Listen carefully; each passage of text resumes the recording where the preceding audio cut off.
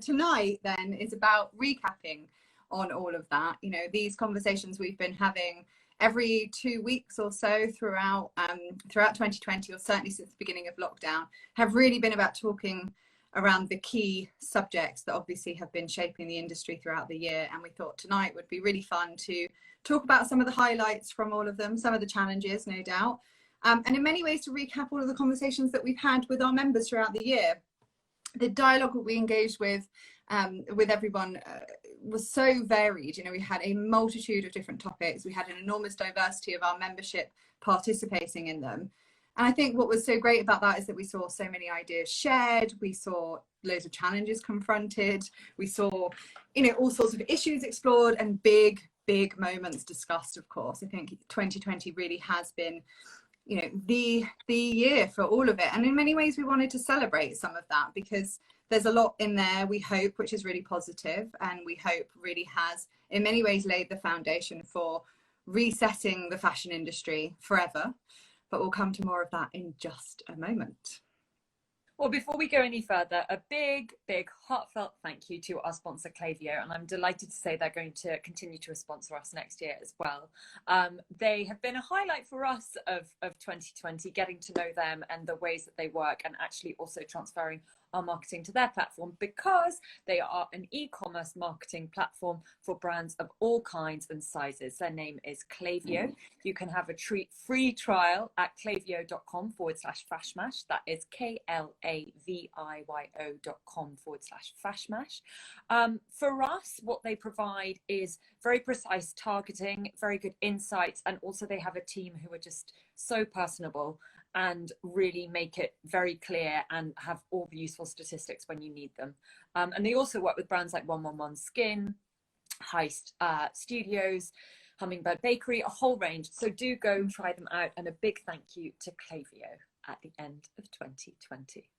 Indeed. So Rachel, usually the first thing I ask you is what is inspiring you this week. But as this is a festive special, I want to ask you to sum up 2020 in 3 words. Okay, so I've given this quite a lot of thought. It's nearly impossible to do, but in the spirit of thinking about it through the lens of the fashion industry, I've chosen 3 R's, not the 3 R's that we typically talk about under the header of sustainability, but reset, regenerate, and reduce. And we will, I think, we will go into all 3 of those this evening throughout our conversation. So that's a very good introduction. That's my 3. How about you? Mine, I'm going a bit comedy here. It's you're on mute. We've all been guilty of that. I did it classically during one of our pioneers conversations, if you remember. So yeah, we've all done that, and we've all said it.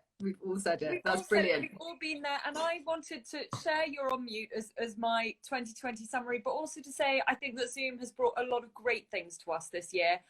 First of all, our roundtable conversations, we're able to do them way more frequently than we ever could in real life. And also, as I'll talk about later, there are some brands doing incredible webinars on Zoom where I can be with people globally from the comfort of my home. It's great. But yeah, you're on mute. Well, it's kept us connected. We spend hours on Zoom every week, don't we? So it does indeed. I should go into that, but yeah, that takes up a lot of our time in a really positive way. So let's jump in. Our FashMash highlights of the fashion industry in 2020 and all that it has entailed. Now, I think one of the things, maybe just to sort of set the scene a little bit, is just to say that this isn't a list of the big things that drove change this year. You know, it's not a list that starts number 1, COVID, number 2, Black Lives Matter, number 3, climate change, or any which way round of that particular order. It's more about the nuance of the things that happened throughout this year because of those macro situations, and because of all of these things that we've been living through and experiencing and digesting, I think. So here we go. What could have been a Christmas countdown of 12 is instead, in true FashMash style, a rather succinct 8 in total. So Rosanna, please kick us off. What is number 1? Number 1, Sweatpants forever. I am sure that anybody who follows me, anybody who's friends with me, anybody who has met me this year just hears me quoting Sweatpants forever. For me, it is the seminal piece. It's a brilliant long read from the New York Times. And the full title is actually Sweatpants Forever, How the Fashion Industry Collapsed. All sorts of implications of this for me. And it's not just because I love an evening gown. I think it speaks volumes about the fashion industry and where the vicious cycle that the fashion industry had got into. And bear in mind, you know, I've worked at brands for over a decade, so I know how that vicious cycle feels behind the scenes when you're trying to run it as a profitable, successful business. Scott Sternberg, a designer who was on the luxury, you know, showing at London Fashion Week side of things, he pivoted 2 years ago into a line of basics. The brand is called Entailed. Obviously that brand's been hugely successful this year. So he was interviewed.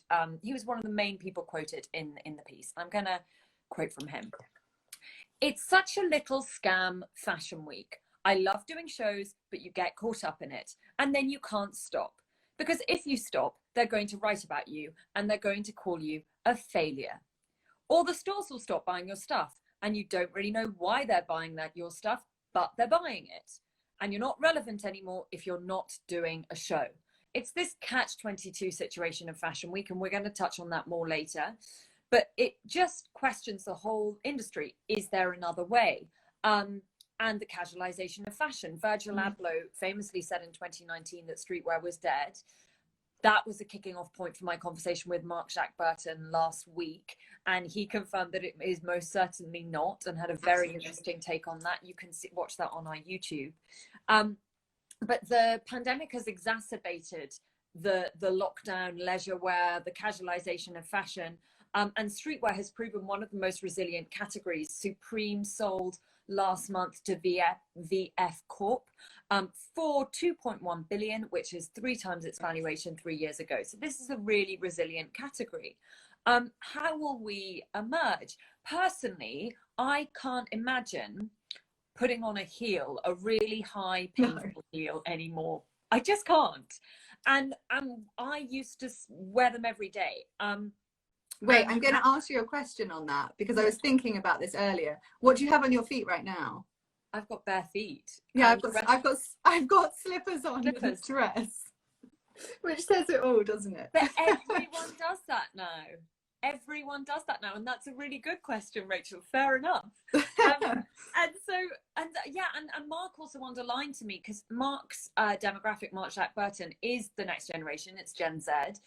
Certainly the kind of upwardly mobile layer of them, but it is. And then the celebrities he dresses, Zayn Malik, Gigi Hadid, Future, they are the same generation, and they're the ones that generation look up to. They want to dress like them. They don't want to wear formal red carpet style attire anymore.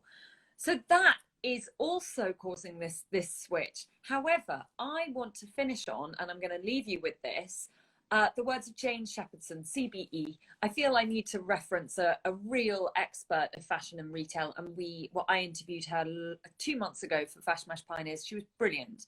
And when I asked her about the casualization of fashion, she replied, "Fashion is notoriously cyclical. We get used to one thing, and 5 minutes later, we're completely bored of it.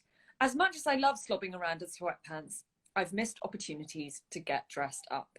So this time next year, Jane says, we'll be back on a sparkly dress.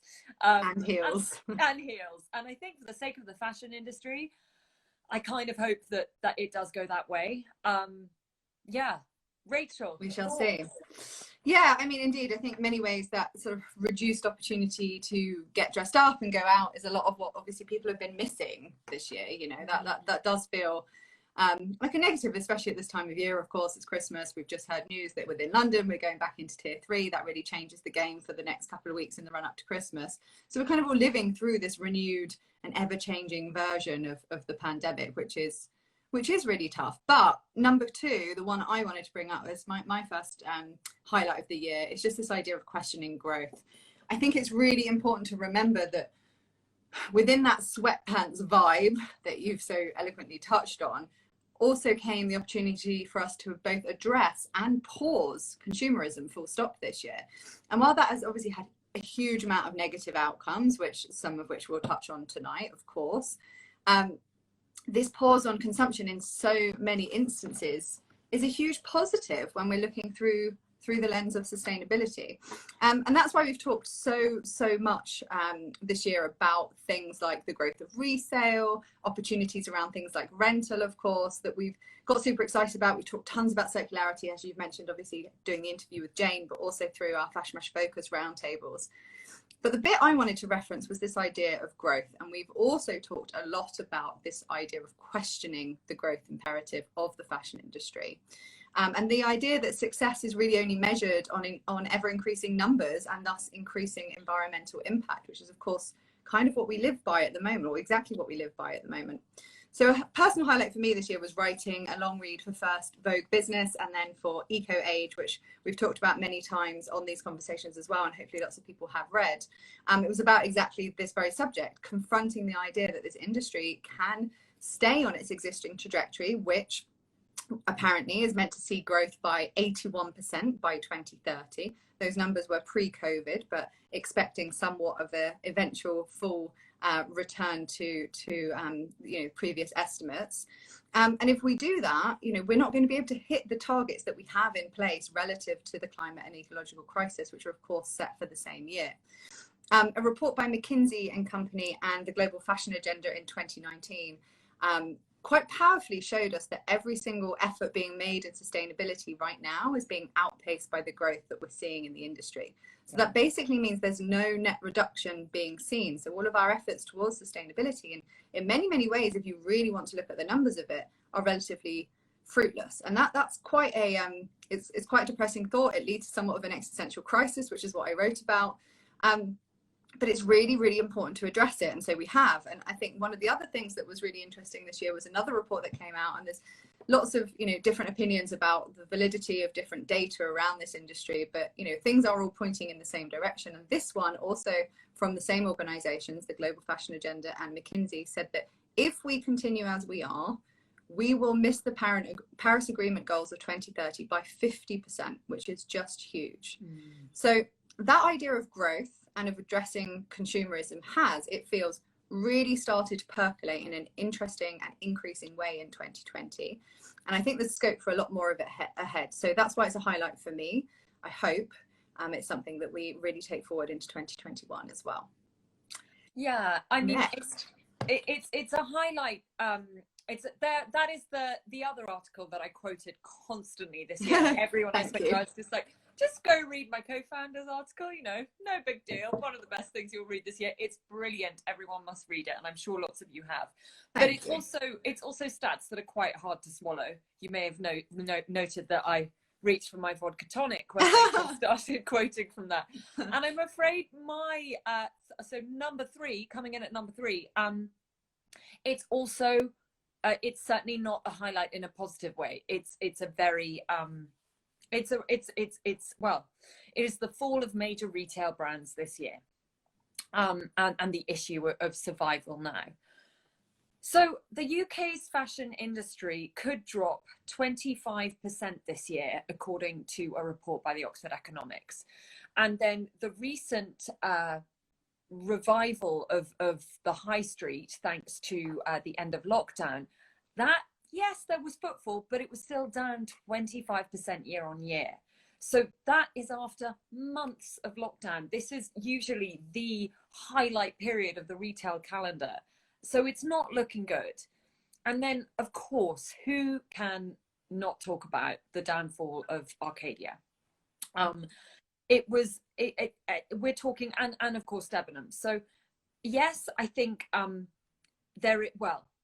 let's begin first of all with the job losses and the impact that will have. We're talking 12,000 job losses for Debenhams and 13,000 job losses for Arcadia. I conducted a poll on my Instagram the night that it was announced that this was on its way, and it was really interesting for me to see. I gave 2 options. One was good riddance, the other was sad to see it go.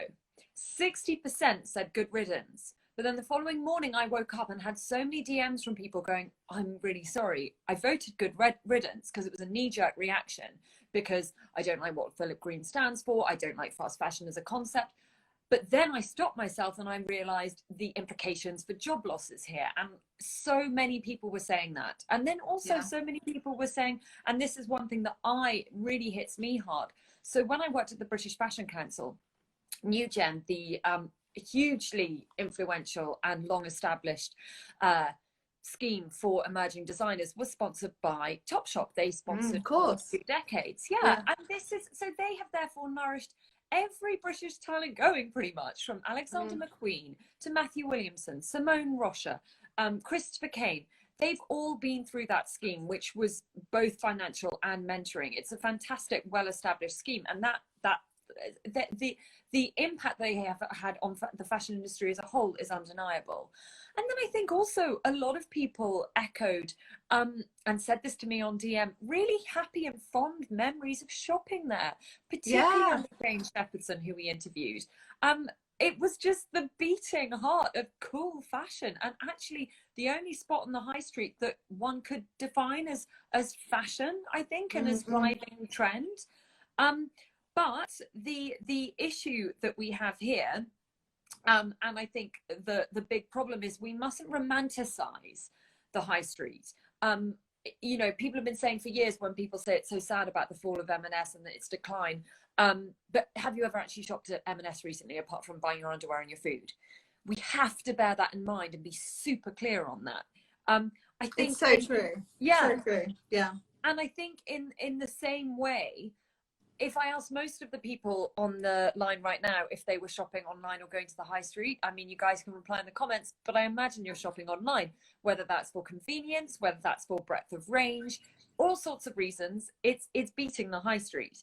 And of course, the big problem with these high street stalwarts is they didn't keep up with nimble online players like Boohoo. Absolutely.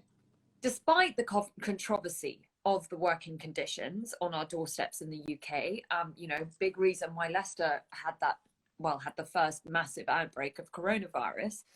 For many, why pay £30 in Topshop when you can pay 8p for a similar dress in the Pretty Little Thing 99% off sale? I'm going to leave you with that. Rumour has it this same Boohoo group is circling the Arcadia group for purchase and will rescue them in a similar way to the way they rescued Oasis and Warehouse. So big year for mergers and acquisitions potentially arising. Business of Fashion used a term that Rachel and I love, the Darwinian shakeout. This idea that 2020 is going to cause the survival of the fittest. And this notion here, it does have a positive take on it, and I think it has a positive way we can look at what is happening here on the high street. Survival of the fittest, shaking off those who perhaps need to be shaken off, dare I say it. Now, if we're looking at the strongest in terms of financials, Boohoo is certainly there. The group's profit before tax rose 51% to 68.1 million in the 6 months to the 31st of August 2020. But in terms of morality, as opposed to financials, Rachel, please weigh in with your thoughts on whether it is actually the strongest and the fittest. Indeed. Well, perfect segue. Number 4, the Pay Up campaign and garment workers. Mentioning Boohoo is of course so important in this context. I think when it comes to like utter astonishment in sustainability circles and more broadly, actually, I think this was perhaps the story of 2020. In some ways. In other ways, it was sort of the worst kept secret. You know, lots of people already knew it, but that's kind of, again, what makes it so shocking. You know, the fact that, as you've already mentioned, this idea that the factories in the UK, in Leicester specifically, were not only working through the lockdown period to produce for Boohoo, but were allegedly also doing so under slavery conditions. Now, that story continues to unfold. It's an incredibly infuriating one. It's going to be very interesting to see during the hearing this week on Wednesday for the Environmental Audit Committee's Fixing Fashion report revisit, what exactly gets said about it. We shall see. What's important as a highlight of 2020, however, is just how much we saw a light truly shone onto the fashion supply chain. And I think that's something that we can take away as a massive positive. I think while lots and lots of shoppers have returned to Boohoo at pace, as you mentioned, we know there are an increasing cohort of citizens who are aware of just how negative such businesses are because of their environmental impact, of course, on one hand, but also because of how they treat their workers. And that's really been made evident this year. I think when everything was closed suddenly in that first lockdown in March, and we saw this total halt of shopping, of retailing, of distributing, of producing, all of it, we were so lucky in this country in so many ways that we had government support and we had the furloughing scheme. And of course, that wasn't the case in so many other countries, and particularly in those that are so heavily reliant on garment exports. And I think what we saw exposed within the fashion industry then was this insane contractual loophole whereby suppliers aren't paid for orders until they're actually in the hands of the retailers. And so that meant that billions of dollars worth of clothing and accessories were cancelled overnight. The orders were cancelled because brands of course didn't want them anymore. They had nothing to do with them, so they didn't want to actually have them in their possession. And that meant that they cancelled them even if they were in mid-production phase, or even worse, they were mid-shipping, so they were literally on their way to them, and they didn't have to pay for them. That's kind of what the contracts say, they didn't have to pay. And quite rightly, this had huge ramifications in producing markets where garment workers live essentially hand to mouth in so many situations. And suddenly they were without pay, they were without jobs, and in the worst cases, they were also without food in so many situations. So mega kudos here to the Pay Up campaign from Remake, which we have talked about absolutely tons throughout this year for the incredible work they've done. They essentially lobbied brands to indeed pay up, resulting in, I think at last count, and I probably am out of date on this, but last count, 21 brands committing to pay $22 billion in paid debts to factories and their garment workers. H&M did it really early, Primark did eventually, but the likes of Topshop still have not. So Remake's work continues in a really big way. And as I say, a celebration there of the incredible work that they've done, because it's been so important this year to see the negativity that exists within the fashion supply chain. I think in such a transparent way, or such a clear way, even if it's not transparent in fact. But yeah, so that's my number 4. And actually, yeah, talking of back to my earlier point of the high street going bust, interestingly, a lot of the brands who haven't yet paid up, it's no excuse, but they are brands, Edinburgh Wool Mill, Peacocks, they are brands that are struggling. Yeah. But regardless, these are wages that need to be paid. Yeah. Onto a totally different subject, short form video, TikTok, Reels. My favorite is TikTok. This is a personal highlight for me because I partnered with them this summer on some very creative, sustainable content, and it was so exciting to learn how to use the platform, and a really creative exercise for me. But I'm not biased, and I should say that for me, and I think for a lot of people, if you are looking for a break from Instagram and perhaps that more aspirational kind of content that we encounter on that platform, although I do think thanks to lockdown and the pandemic it's become a whole lot more wholesome. TikTok provides a little bit of a smile and a little bit of joy to it. It is, isn't it? There are those who might be naysayers and say that short form video is reflective of our short attention spans. But I think it is one of the best examples of the fashion industry being able to see something new and find creativity in adversity. We discussed this at length with members at one of our roundtables, and the general consensus was that once again, a bit like the advent of Instagram, brands are too afraid to be brave in this platform. But influencers, a lot of them have smashed it and shown the brands how incredibly their brand can be conveyed in short form video. The beauty of such platform lies in their democracy. And at the start of lockdown, it was sink or swim for a lot of influencers who were used to being photographed by professionals at Fashion Week in exotic locations, suddenly stuck at home. You know, some with just a ring light and a tripod were able to make incredible content on TikTok. And they have therefore really put a very relatable lens on the brand's content that they're working for. That is, for me, the joy of TikTok. Then as for Reels versus TikTok, whole other debate. Do share your thoughts in the comments if you have your own views. Personally, for me, TikTok wins because of editing capabilities. But obviously Instagram has the audience ready-made and they're waiting. The launch of Reels on Instagram, though, did prove that it can't be ignored by brands anymore. For far too long, brands have been saying TikTok's too Gen Z for us, TikTok's too relaxed and casual for us, it's not luxury enough, it's not the right demographic. Gone is that day. It's a must to consider this as a content opportunity now. And while we're on the subject of opportunity, quick shout out to the darling of lockdown, IG Live. We're still here. Not many are.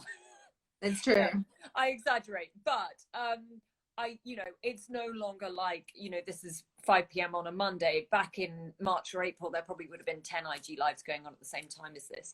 However, there are brands who have kept up their use of this platform, and I think that's brilliant to see, and they have made it a fully integrated part of their content and marketing offering. Engagement may be down, understandably, when we look back at some of the lives that took place and they had what as casual as a FaceTime. It just didn't really. But when it has the talent and the time behind it that is required, I think they can. It's an absolutely brilliant way for brands to interact with their customers. So to finish, some personal favorites on each of these platforms. Love it. On Reels, it has to be Slip Into Style, Ellie. She's brilliant. Her transitions are amazing. On TikTok, it is Leonie Hane and Doina. Doina gives a really good sustainable take on things often as well. And then finally on IGTV and Zoom, it is La Double J. They cover everything from yogic breathing, which is happening tomorrow, to how to deal with trauma, which I attended on Saturday. It was amazing. I was there. 5 p.m. There were 200 women on this from across the globe, in California, in Milan, and it was a really, really special moment. And I just thought this never, ever would have happened last year. What an incredible positive. Yeah, love that. So many nice things, and hopefully lots of things that people can go and re-engage with over the break. Oh, a break. Talking of which, a little celebration. Number 6 for me is industry collaboration. I think where there was so much joy in the likes of TikTok and Instagram, as you pointed out, throughout this year, so too is it worth us celebrating just how much we saw the industry collaborate throughout 2020. Our very first virtual edition of FashMash Pioneers earlier this year was so important to us to really touch on a subject that was, related to the industry, but of course, really heavily aware of the fact that we were going through the pandemic, and there was no one better than the foursome behind the Emergency Designer Network. That was Bethany Williams, Holly Fulton, Phoebe English, and Cosette McCreary, who between them created a volunteer-led enterprise of some 150 designers in the end. And essentially what they did is they galvanized local production to make key garments for the NHS. And I think it's just worth us pausing and remembering for a moment that, like, at the beginning of lockdown, the big topic was around this idea of, like, is there going to be enough hand sanitizer? Yes. How are we going to get PPE equipment to the key workers? How are we all going to get face masks? All of those things that for us, I guess, as consumers, as citizens, feels like quite magically happened, and you forget about the amazing amount of effort that went into making that actually viable in a very, very short amount of time. So there was an amazing effort made by the fashion industry. A huge number of brands helped and switched their production facilities in order to create some of these products. And I loved this quote that came from our session with the Emergency Designer Network. They said, "We believe the industry should work together more. Ideas and recommendations freely discussed help everyone improve. It's important to share knowledge, especially in sustainability, where we are all learning. This kind of widespread action and sense of community needs to be continued long after COVID-19. And I just love that. And I really do hope that that is a sentiment that we carry forward. And credit to them, because between them, they also won the Community Award at the British Fashion Council's Fashion Awards this month for that work. And for the reported, apparently 50,000 surgical gowns and 10,000 scrubs that they have made, which is an unbelievable number. It's an incredible example of, I think, fashion's creativity and pulling power put towards some good and really amazing work. So yeah. Oh, I have very fond memories of that first. Me too. Yeah, it was great. I have really fond memories of that first lockdown because it was also so sunny the whole time, and for me, That's true. I'm just quite happy if it's sunny. Hence, this one is. Oh, everybody else is hearting that. Yes, it was good. It's true. I was doing my TikToks and it was sunny and life was good. Now, like this outside. Okay. Coming in at number 7, which is the last one from me, and I really struggled to write this one up because I was going round in circles. So forgive me if I lack clarity here, but we need to talk about Fashion Week. Yeah. And the reset. And along with Sweatpants Forever, a quote that really stayed with me this year in one of our roundtable discussions, which obviously took place via Zoom. One of the FashMash members said, "Fashion is an industry drunk on events." And I love that notion. And it just encapsulated, again, it's this idea of the vicious cycle of, we'll do an event, but they're doing an event, so let's do another event. No, let's do more events. No, events. And it's just, it had got a bit mad. You know, the opening of an envelope, it really does. Literally. Or it did in 2019.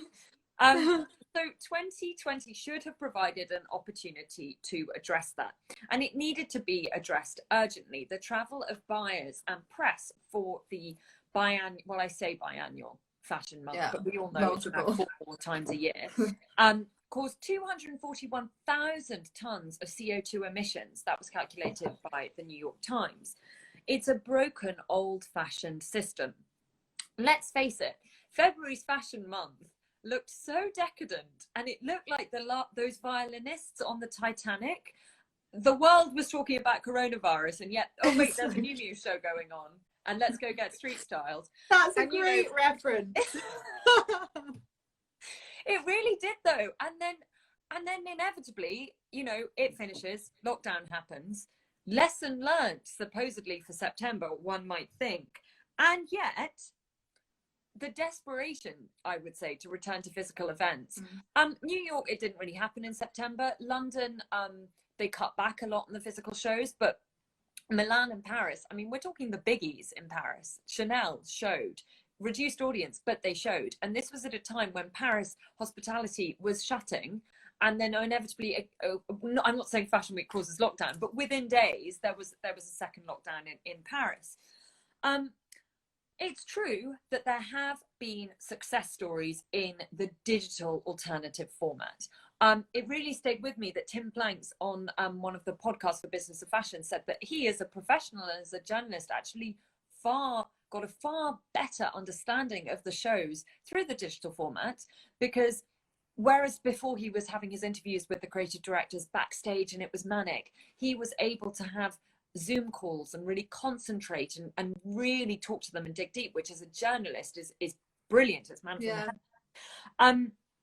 And then, I mean, I think there were also ones that were really fantastic in the way that they were broadcast. Prada, the first show of Raf Simons teaming up with Mucha, they did a very thoughtful conversation before it kicked off, and answered questions from their social media following. And then the broadcast reminded me of that seminal McQueen show that was the first ever live stream in collaboration with Show Studio and Nick Knight, where the cameras were moving and they had choreographed the models at this Prada show so that they were looking directly into the cameras, each one passed. It was highly engaging as a viewer, which is rare for a digital show. Then, you know, J.W. Anderson's renowned Show in a Box. What a brilliant and beautiful concept, and how engaging. Certainly for engaging on a small scale, certainly for the press and the buyers. And then Halpen's film with the key workers wearing his new collection, quite rightfully and very justifiably won an award at the Fashion Awards. It was joy in a film. It was absolutely beautiful, and I encourage you all to watch it. But these are highlights from a schedule that was really just full of more standard fashion film, typical tired approaches to digital. And it's worth saying we all now have Zoom fatigue. Yeah. For me, it divides into those who see Fashion Week as work and those who see Fashion Week as play. Those who see it as work, like Tim Blank's, this digital format actually kind of makes sense. They have more time to write their reports, they can engage more closely. But those who see it as play, so influencers, that's probably, I don't want to be dismissive, but those who need the networking opportunity, which influencers do, and many of the industry do beyond influencers. And then also consumers who like to engage with it through this wider lens, that opportunity is no longer there. It's missing that magic. And Fashion Week as a global marketing opportunity, that scale can only be provided through the consumer and influencer engagement. That is integral to its success. And without it, the commercial opportunity, the commercial justification, certainly any sponsorship, which much of Fashion Week relies on, the appetite isn't going to really be there. February is going to be a real test for the industry. While 2020 has provided an opportunity to experiment in the space, there's a collective apathy now. How to engage safely and provide that visual, enticing marketing boost when the industry needs it most. Obviously, there are incredible tech opportunities. Matthew Drinkwater, I saw him on the Join Our Guests earlier, and he heads up a whole host of them. But do brands have the budget, and do brands have the leaders at the top prepared to take that step into that new role, that new world of VR, and finding a truly engaging way to capture your viewers online? Rachel, over to you. It's your last one. It's my last one, yeah. And I'm turning to a totally different subject, but I really enjoyed that, because you're right. 2021 is going to be really interesting to see how it all evolves. And I do really appreciate that balance between, I suppose, creativity on the one side, and then all of us thinking about, do we even need Fashion Weeks in the same way? You know, back to that point about consumerism, should we be pushing it in the same way? What happened to that conversation about the Great Reset, etc., etc.? Which segues very nicely to, yes, my final one, which is really about nature, and it's also about justice. So I guess really the starting point is the way that we all just, I think quite amazingly, felt that we reconnected with nature this year during the pandemic, as individuals. I mean, I know I certainly did. You know, we heard so early on these amazing stories about pollution reducing and wildlife returning, and you know, all of us, I guess, valuing and appreciating time outdoors much more than we ever had before, because we're only allowed out once a day. So we had to really make the most of it. And I think that's continued. I know it certainly has for you as well.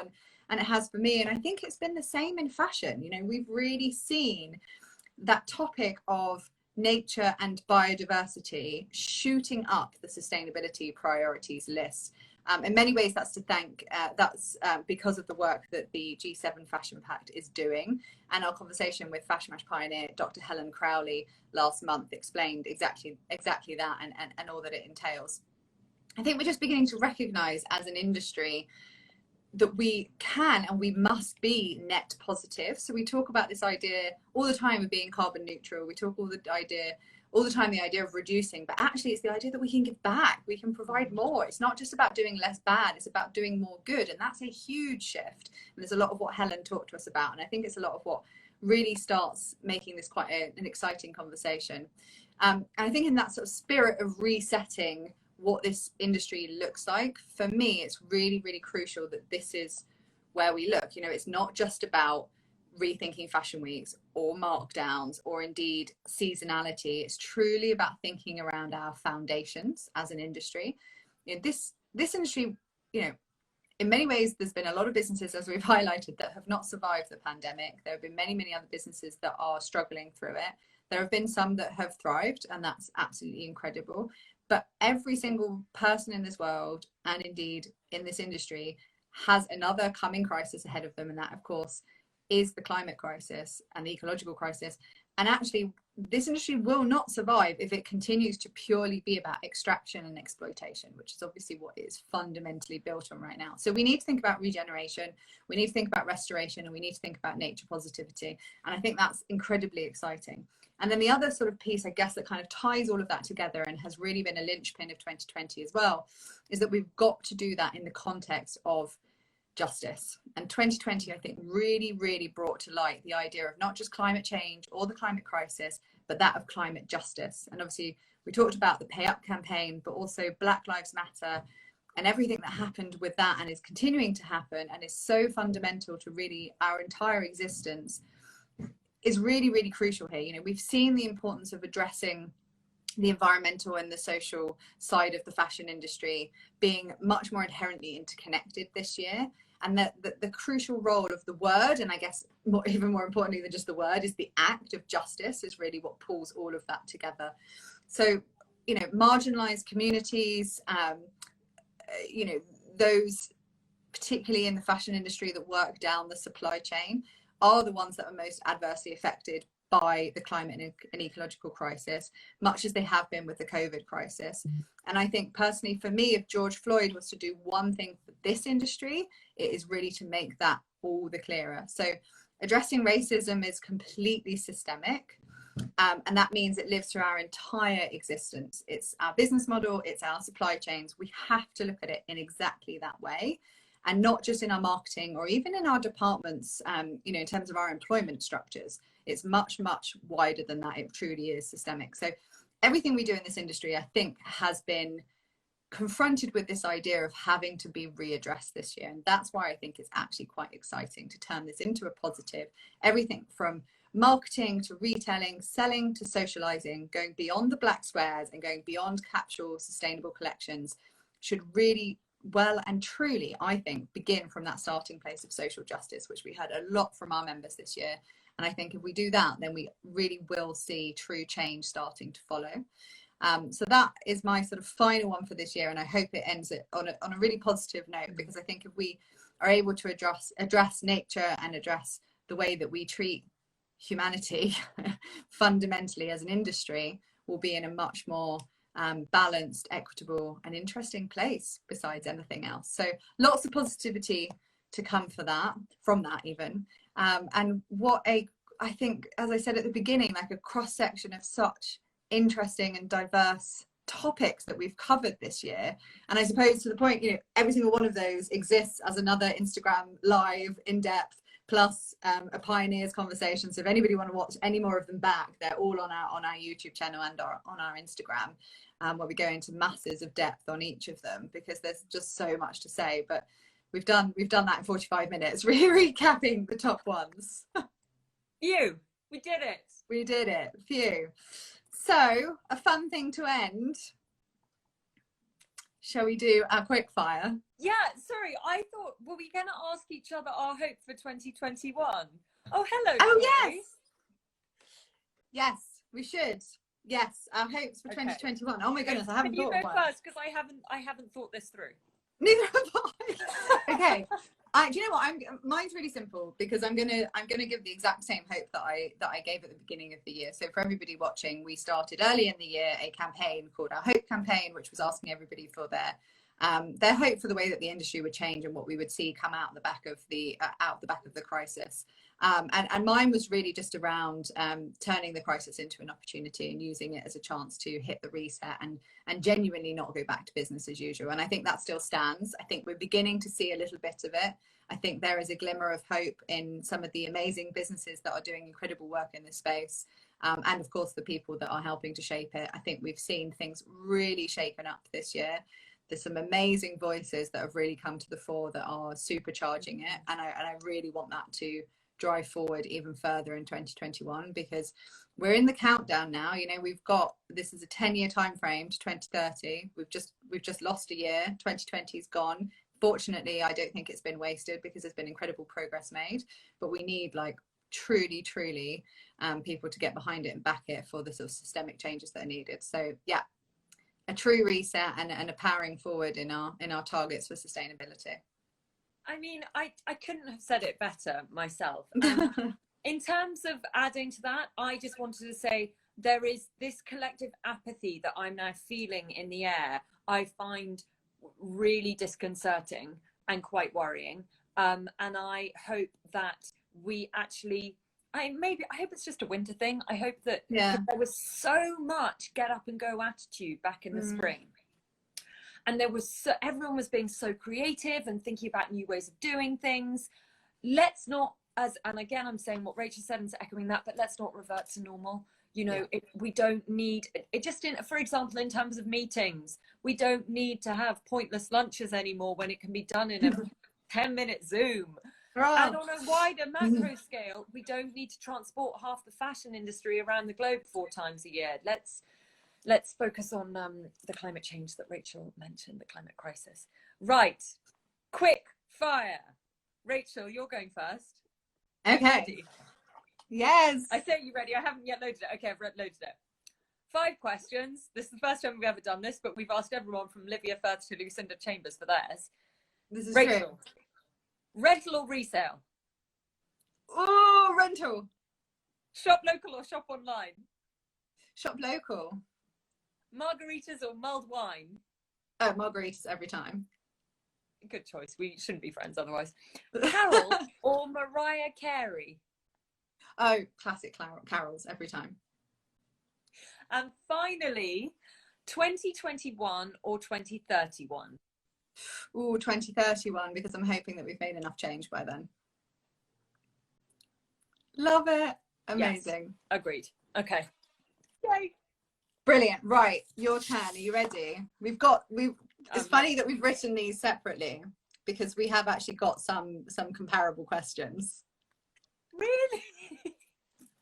One line. So, okay. TikTok or Instagram? That's killer. Instagram, sadly. Fine. Fair. Pioneers IRL or URL? IRL, because the networking opportunity actually, and it's really sad. I don't know if anybody else has finished a Zoom webinar and you just want to have a debrief with whoever you did it with, and suddenly you're like, oh, here I am. It just goes. That is true. That's the saddest thing I think about doing a webinar, when it just suddenly turns off. Sequins or sweatpants? Sequins. Oh, good. Rental or resale? Rental. Amazing.